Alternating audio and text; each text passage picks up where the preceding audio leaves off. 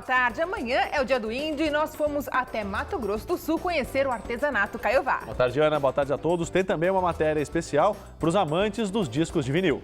Ainda um condomínio cultural cheio de atrações, exposição e a dica cultural da semana. Veja aí os destaques do programa de hoje. Amanhã é o Dia do Índio e nós fomos até a reserva de Dourados, em Mato Grosso do Sul, conhecer o artesanato Caiová. Conheça o condomínio cultural, um polo artístico instalado em um prédio que estava abandonado em São Paulo. Os discos de vinil ainda estão na moda. Confira o trabalho da Goma Gringa Discos, um selo criado por 2 franceses que moram no Brasil, e do Vinyl Lab, um selo que lança a bolacha num formato inusitado. O vinil é quadrado. Uma exposição em São Paulo celebra o legado do pintor e gravurista Henrique Oswald.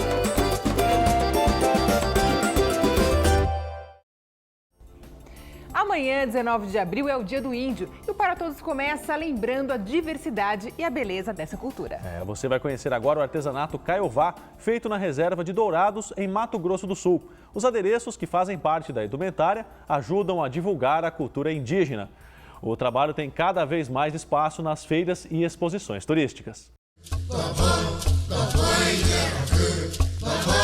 Um território onde a cultura ainda sobrevive e permanece preservada através dos conhecimentos passados de geração em geração. Na aldeia Jaguapiru, no município de Dourados, em Mato Grosso do Sul, a arte da fabricação do artesanato Caiová, os adereços para enfeitar e realçar a beleza do corpo, como o cocar, símbolo máximo dos povos indígenas. Tudo esse cultura, esse artesanais, nós não está fazendo isso aí para rebuscar, para renovar novamente a lembrança de nosso povo no tataravó índio Caiová e Guarani. As mulheres são as que mais se dedicam a esta atividade. As penas são usadas para dar o toque de leveza e delicadeza às peças. Já as formas e cores variadas das sementes são as mais exploradas para a confecção de brincos e colares. A Joyce Mara é uma das poucas jovens que mantém esta tradição. Quando eu vi a minha tia fazendo esses artesanatos, eu fui logo me interessando com isso. Aí eu comecei, ela me ensinando, aí eu comecei a fazer, como agora, esse daqui também, que eu acabei de fazer. Isso é o quê? Isso é brinco. Um brinco. Um brinco. Uhum. Acabei de fazer. É um brinco de penas do quê? É pena de... Aqui tem no meio, tem de periquito, e aqui é de galinha e de pato. Entre as sementes utilizadas estão as de aguaí, as olho de cabra, as de pau-brasil e as do jatobá.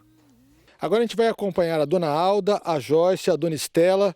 Nós vamos seguir por uma trilha para saber aonde elas fazem a colheita das sementes que são usadas no artesanato Caiová. Vamos lá então, dona Alda?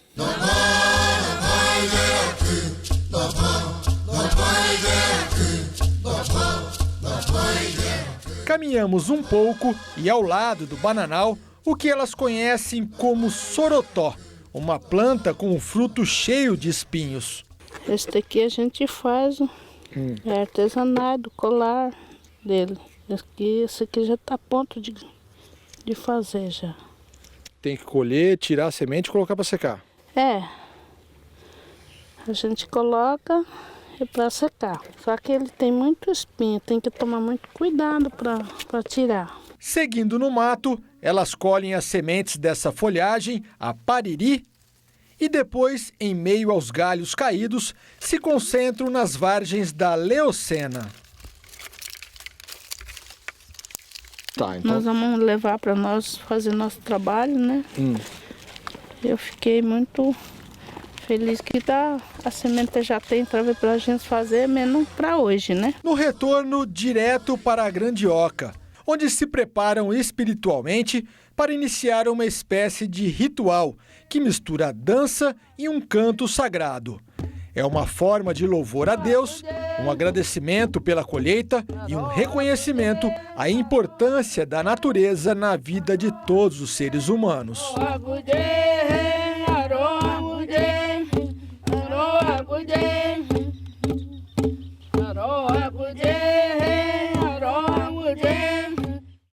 Há 5 5 anos, um prédio abandonado em São Paulo se tornou um polo artístico e ganhou o nome de condomínio cultural. E depois de muita reforma, o local agora conta com salas de ensaio para grupos de teatro e de dança, ateliês, depósito e uma horta comunitária. E ainda há projetos para construir um estúdio de gravação e uma biblioteca. Confira como é o dia a dia nesse espaço em constante transformação na reportagem de Raquel Setes.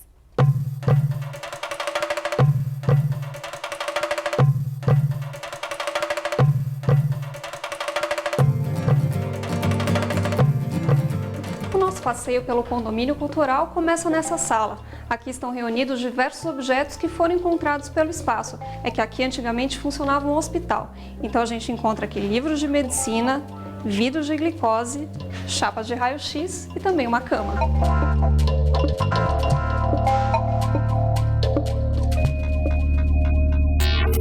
O espaço foi uma escola na década de 20 e 30. Depois ela se transformou num hospital na década de 50, que funcionou durante 40 anos. Foi hospital maternidade, hospital geriátrico, casa de repouso, entrou em decadência e fechou em 95.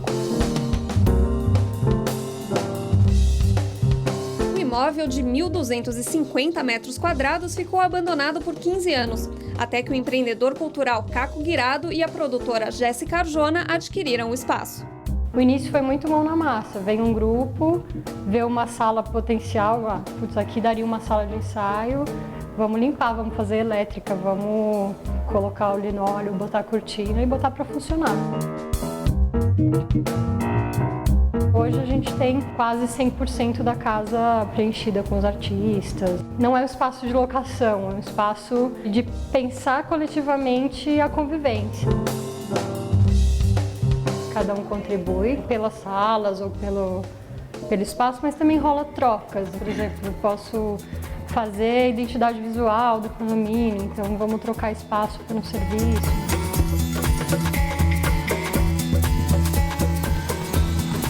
O Coletivo de Ventiladores é um coletivo de artistas que a gente pesquisa e discute as novas formas desse teatro de animação e da fusão de outras linguagens com o teatro de bonecos, né? Todas essas cabeças são as possibilidades julianas que eu encontrei. Vó. A construção é muito importante. Esse boneco aqui ele é feito de cabelo, uma mistura do meu próprio cabelo com pedaços de mim, assim. O Laboratório Experimental está com um projeto de fotografia e mapeamento afetivo numa escola lá no Butantã chamada Morim Lima. Esse projeto a gente fez em parceria com um grupo daqui de dentro, que a gente conheceu as pessoas do grupo aqui dentro, que é o Estúdio Luzia, que é um coletivo de fotografia. Hoje há cerca de 200 artistas no condomínio. Alguns são fixos, outros passam um tempo aqui para desenvolver um projeto específico. É o caso da Ana Souto e do Danilo da Alfarra, que estão montando uma peça de teatro. Porque ele é muito baixinho. E ele tem que ficar em cima daquela caixa ali.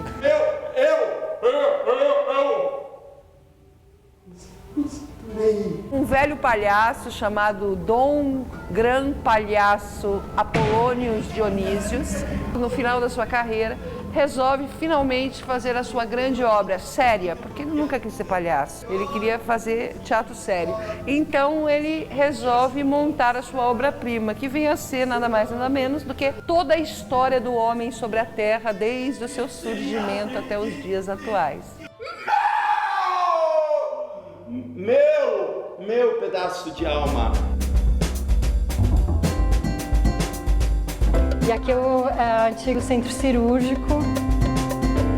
A ideia aqui é transformar num estúdio de áudio, de gravação, ensaio, fazer a sala técnica aqui e aqui a área de ensaio.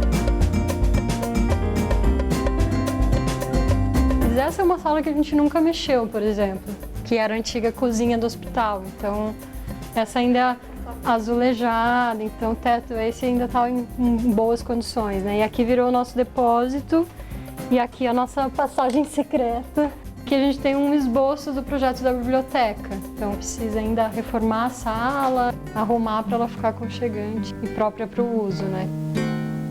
Surge dentro de um espelho um sorriso vermelho feito de batom. músicas que antes eu havia composto para espetáculos de dança, espetáculos de teatro. Eu resolvi criar então um show que pudesse mostrar estas músicas, desenvolvê-las cenicamente, uma mistura de gêneros, estilos e até mesmo de outras artes, como a artes plásticas, a dança, o teatro, a poesia. Henrique também faz parte da Companhia do Liquidificador, que está desenvolvendo o espetáculo Cabaré das Fábulas. É um espetáculo de cabaré, um estilo de teatro de variedade mesmo, e ele aborda os contos de fadas para adulto, como eles eram antigamente, né? As primeiras versões dos contos de fadas elas eram mais pesadas e o foco eram os adultos, não eram as crianças. Cada conto tem a sua linguagem própria e o seu número, né? Um número de variedade para cada apresentação. Como é um trabalho que envolve acrobacia, dança, é fundamental ter um espaço que comporte esse tipo de trabalho. E aqui é um espaço legal por isso.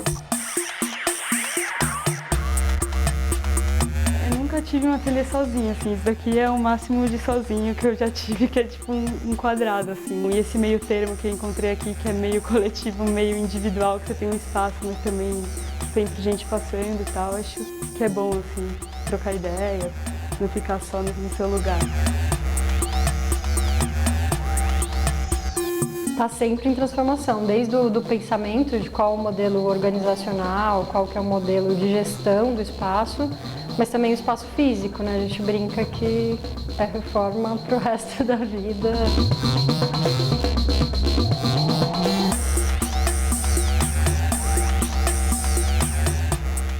Agora é a hora da dica cultural da semana.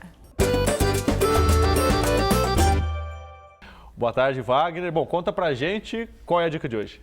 Boa tarde, gente. Bom, antes de falar da dica cultural, eu quero fazer uma pergunta para vocês. Se vocês pudessem mudar alguma coisa no passado de vocês, vocês mudariam alguma coisa? Ah, sei lá, Wagner. Eu acho que eu teria viajado mais quando mais novo, sei lá. Acho que todo mundo quer mudar alguma coisinha, né? Mas a minha lista é meio grande. Não dá tempo, né? Pois é, o meu caso também acho que é o mesmo que o seu, viu, Ana? Acho que a lista ia ser muito grande. Pois bem, criar novos passados é o trabalho de Vicente Garrido, personagem do filme O Vendedor de Passados, que é baseado no livro do escritor angolano José Eduardo Agualusa e que agora estreia no cinema. A gente tem imagens do filme aí. Vamos dar uma olhadinha?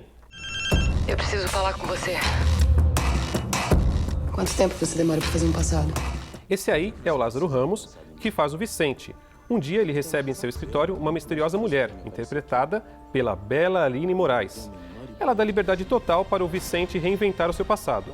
Acontece que, sem perceber, o Vicente acaba se apaixonando pela personagem que ele mesmo criou. Wagner, o que é melhor, o filme ou o livro? Boa pergunta, Ana. São histórias diferentes, apesar de a base ser a mesma. O livro acontece em Luanda, né, capital da Angola. Já o filme acontece no Rio de Janeiro. Também tem a história da lagartixa, que no livro é a lagartixa que cria o passado das pessoas. Essa lagartixa sumiu no filme. Enfim, vale a pena ver os dois são bem legais, eu recomendo os dois. Tá certo, então, Wagner. Muito obrigado pelas dicas e vamos assistir um pouquinho mais do filme. Você não sabe nada de mim. Esse passado não é teu? Eu comprei esse passado é meu. Você acredita em tudo que te dizem? Você é louca. Você ama discos de vinil? No próximo bloco você vai conhecer os trabalhos da Goma Gringa e do Vinyl Lab. E ainda, você vai conferir uma exposição aqui em São Paulo em homenagem ao artista Henrique Oswald. Não saia daí. Para Todos volta já.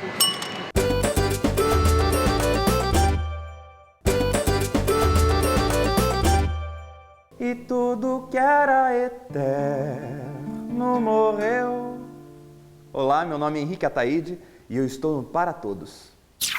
Hoje é o dia do Store Day. Você já ouviu falar? Olha, Ana, muita gente não sabe, mas a data é comemorada desde 2007, no terceiro sábado de abril, e tem como objetivo celebrar a cultura das lojas de disco independentes. Aproveitando que o assunto é disco de vinil, a gente mostra o trabalho da Goma Gringa Discos, um selo criado por 2 franceses que moram no Brasil, e do Vinyl Lab, um selo que lança a bolacha num formato inusitado. O vinil é quadrado.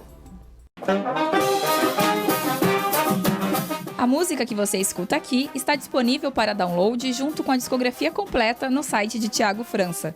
Em paralelo, ele lançou em vinil 2 trabalhos solo, a espetacular Charanga do França, com repertório carnavalesco, e Malagueta, Perus e Bacanaço, inspirado no conto de João Antônio. As charangas, elas são grupos tradicionais de estádio de futebol, né? Que é uma coisa que está morrendo aqui no Brasil, porque não se pode entrar mais com instrumento no campo. A charanga, ela tem esse espírito meio caótico, assim, meio festivo e tal. O Malagueta, o disco, ele foi inspirado na história, né? E eu tentei fazer meio que como uma trilha sonora do conto, né? Daquela história e tal, pegando a atmosfera do que seria São Paulo no final dos anos 50. Além dos álbuns solo de Thiago, 2 trabalhos com o grupo Metá Metá também foram lançados em vinil pela Goma Gringa Discos, um selo criado por 2 franceses que moram em São Paulo. Eu tenho mais uma história com a música mesmo, eu sou músico, e o Fred com os discos. Eu falei dos amigos que eu tinha aqui, como Marcelo Cabral, o Kiko Dinucci, o Thiago França, a Jussara, o Rodrigo Campos, o Rômulo Frois, a turma inteira. E ele tinha umas referências, uns contatos que eram mais ligados à mercadoria mesmo, o objeto, vinil. No catálogo da Goma Gringa estão artistas da cena contemporânea de São Paulo e também nomes da música africana, como Fela Kuti e a Orquestra Polirritmo. Aqui no Brasil, a gente sentia falta, e quando a gente achava discos africanos, eram sempre importados, então sempre caros. As capas dos discos lançados pela Goma Gringa são tratadas como obras de arte e feitas a partir de técnicas como a serigrafia e a tipografia. Tem sempre essa preocupação, assim, de ser uma coisa que não pare só na música ali, sabe? Que tenha todas essas outras informações, né? O Malagueta tem o texto do Rômulo Frois, que também é uma coisa que também tá abandonada, assim, né? A coisa de ter um texto de contracapa, assim, que você ouve o disco lendo, né? O último lançamento da Goma é um disco raro, que era vendido por até R$7.000 na internet. Tribo Maasai, estrelando o Embaixador, traz batidas afro em 2 faixas longas e contínuas. E era cercado por vários mistérios, a começar pelo nome verdadeiro do Embaixador. Quando o Embaixador montou a banda, ele nomeou todos os integrantes em dialeto nagô. Então isso foi outra coisa que dificultou muito para que as pessoas encontrassem os nomes, né? Sabia-se algumas coisas, assim, sabia-se que ele tinha participado de um filme de 1968 com o Roberto Carlos, que é o Roberto Carlos em Ritmo de Aventura. Acreditava-se que ele era irmão do Tony Tornado, que foi uma coisa também que a gente desmistificou durante a pesquisa. O mistério do nome foi revelado. O músico, que se chamava Sebastião, morreu ainda nos anos 90, no Retiro dos Artistas, no Rio de Janeiro. A reedição do disco, mais de 40 anos depois do lançamento, traz reconhecimento para a música da tribo Maasai.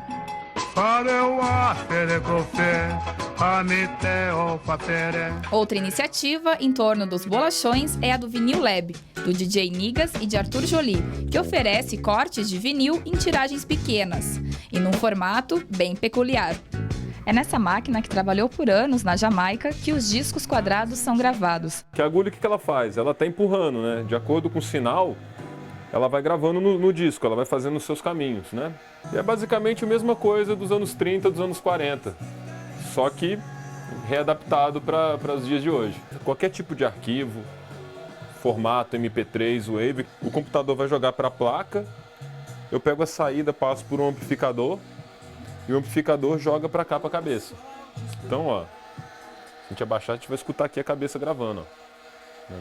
Como se fosse um alto-falante que está gravando, entendeu? O grande legal dos produtos do Vinyl Lab é bem isso, é estar nessa lacuna entre a fábrica, que faz 300 cópias e 500 cópias, que faz uma tiragem pequena ou uma única cópia, né? Se o cara quer ter uma mini tiragenzinha e ter aquele fetiche de ter a agulha tocando o som, aí o cara cai pro lo-fi, entendeu? Depois de pronto, é só colocar para tocar.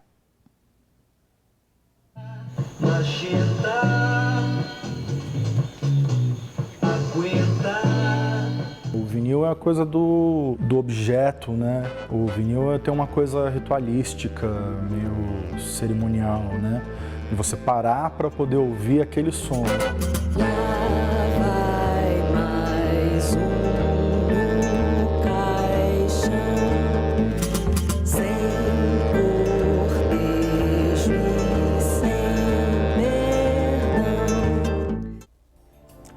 Henrique Oswald foi um grande da pintura brasileira. No silêncio, na modéstia e na consciência de seu ofício, criou um mundo de beleza imortal. Assim, o escritor Jorge Amado lamentou sua ausência na primeira exposição póstuma em homenagem ao artista, em 1966. Para lembrar os 50 anos de sua partida, o Museu Afro Brasil está promovendo uma exposição com cerca de 60 pinturas, gravuras e desenhos do artista. A exposição vai até o dia 10 de maio.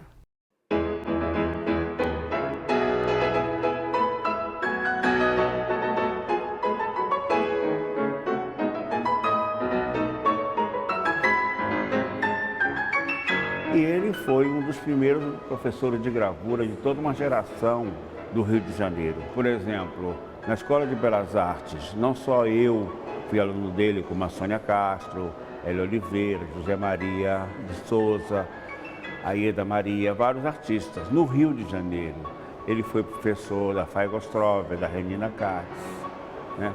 da Ana Letícia. Nascido em 1918, Henrique Oswald veio de uma família de artistas. Seu avô, de mesmo nome, era pianista e compositor, e seu pai, Carlos Oswald, também era artista plástico e professor no Liceu de Artes do Rio de Janeiro. Na exposição no Museu Afro Brasil, é possível ver as diferentes fases na arte dele, desde as pinturas a óleo no início da carreira, passando pelas gravuras sobre metal, até os desenhos de tinta gráfica na sua maturidade. Mas ela é significativa para a obra do Henrique Oswald. Ele é uma exposição que consta dos primeiros tempos dele, né, de uma pintura ainda figurativa, expressionista, uma pintura ligada a uma influência holandesa, o Flamengo, se você quiser. Essa série de desenhos de Henrique são as últimas coisas que ele produziu, né?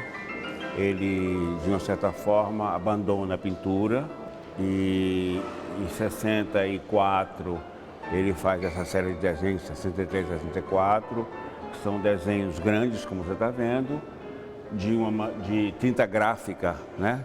E ele também mostra aqui um lado de uma certa ansiedade e uma certa preocupação com o homem que estava surgindo naquela época, com a Guerra Fria, né? Reverenciado por Jorge Amado, Henrique Oswald era fascinado pelo barroco da Bahia, reproduzindo cenários de lá que iam muito além do que era visto a olho nu.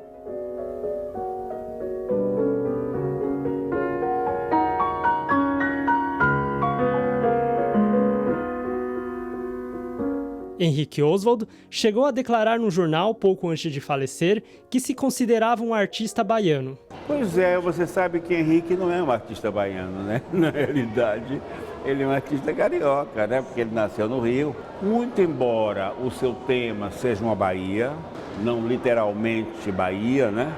Mas uma busca de um barroco abstrato, de uma geometria, né?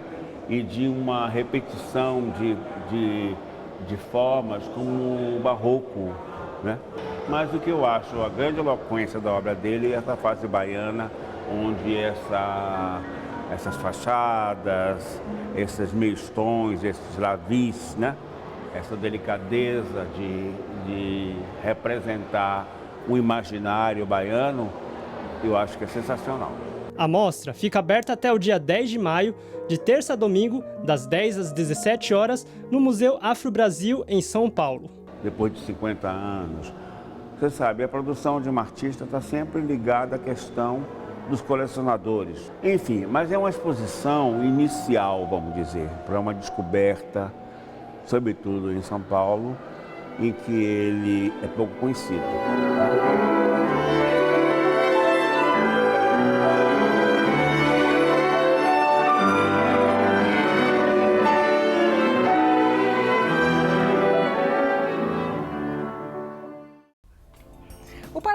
termina por aqui. Um ótimo sábado para você. Obrigado pela companhia e a gente se despede ao som de Thiago França.